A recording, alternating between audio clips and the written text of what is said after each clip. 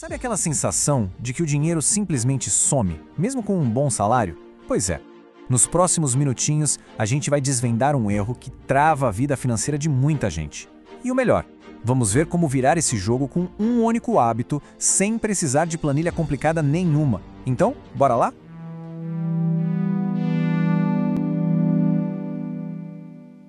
Olha, vamos falar de uma frustração que, nossa, muita gente conhece. Chegar no fim do mês e cadê o dinheiro para guardar? Pois é, hoje a gente vai ver como uma virada de chave, uma mudança bem simples na cabeça, inspirada num caso real, pode mudar esse jogo de uma vez por todas. A gente sabe como é. Aquela sensação de que o salário cai na conta e, puf, some. Parece mágica, né? E antes que dê tempo de pensar em guardar qualquer coisinha, o dinheiro já foi. Mas olha, isso não acontece só na sua casa, não. É um dos maiores desafios financeiros que existem. De verdade. Então, para a gente entender de onde vem esse problema e, mais importante, como resolver, vamos dar uma olhada num caso real. Claro, com todo cuidado, mantendo o anonimato de quem passou por isso, mas que ilustra essa dificuldade perfeitamente. Olha só a situação. É uma família, um casal com 2 filhos adolescentes. A renda da casa, todo mês, é de R$10 mil. As despesas fixas e variáveis giram em torno de R$9 mil. Então, na teoria, na planilha, deveriam sobrar R$1.000 todo santo mês. Só que, na prática, a história era outra. Eles mesmos disseram que o grande objetivo era fazer o dinheiro sobrar, mas isso quase nunca acontecia. E esse gráfico aqui deixa tudo bem visual. Pensa só, 90% de tudo que entra já está comprometido com as despesas. Sobra só aquela fatiazinha de 10%. É uma margem muito pequena, né?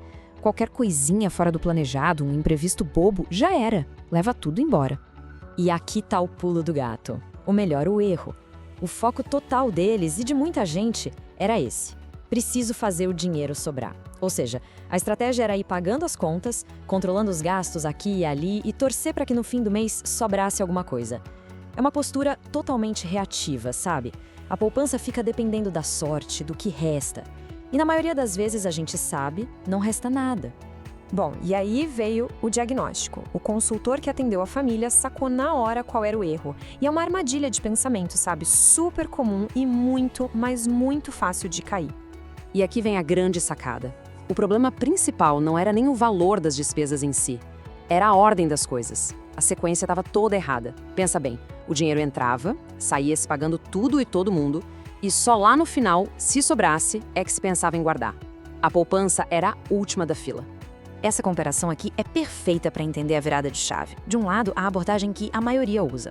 Renda menos despesas é igual a, quem sabe, uma poupança. É torcer para sobrar. Do outro lado, a abordagem que funciona. Renda menos a poupança é igual ao valor que se tem para gastar. Viu a diferença?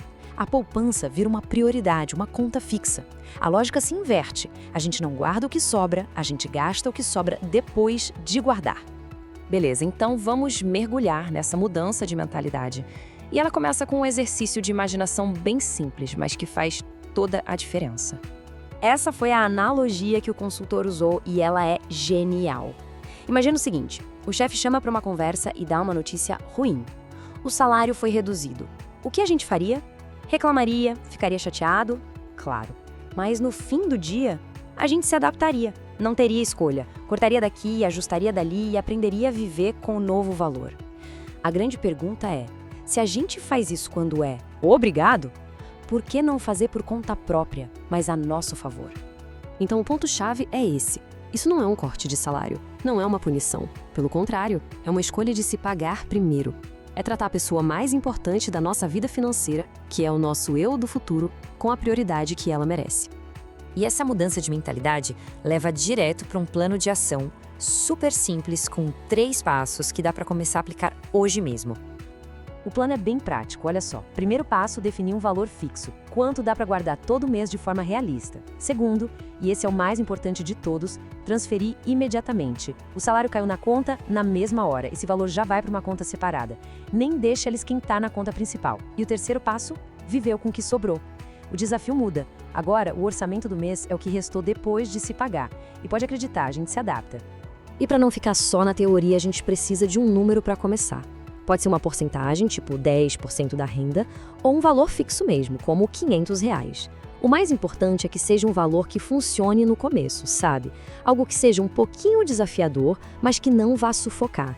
Porque no início, o hábito de guardar é muito mais importante do que a quantia. Então, resumindo, o que é esse tal de pagar-se primeiro? É basicamente isso.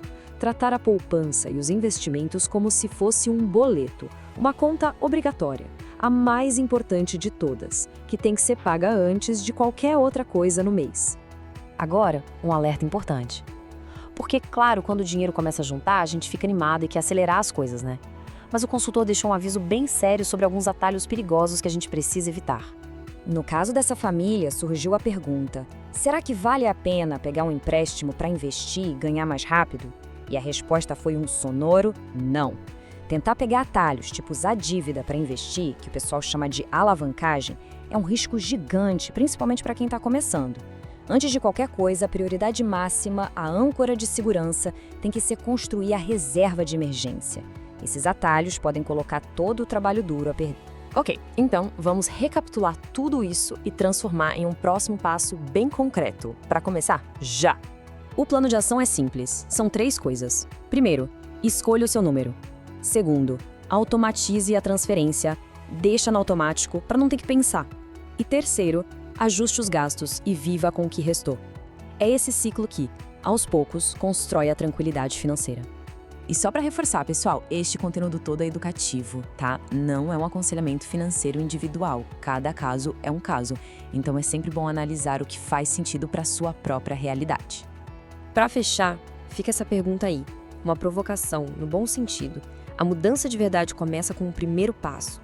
Depois de tudo isso que a gente conversou, qual vai ser o primeiro salário a ser pago para o próprio futuro? A decisão de começar, de dar esse primeiro passo, é o que realmente faz a diferença. O eu do futuro com certeza vai agradecer.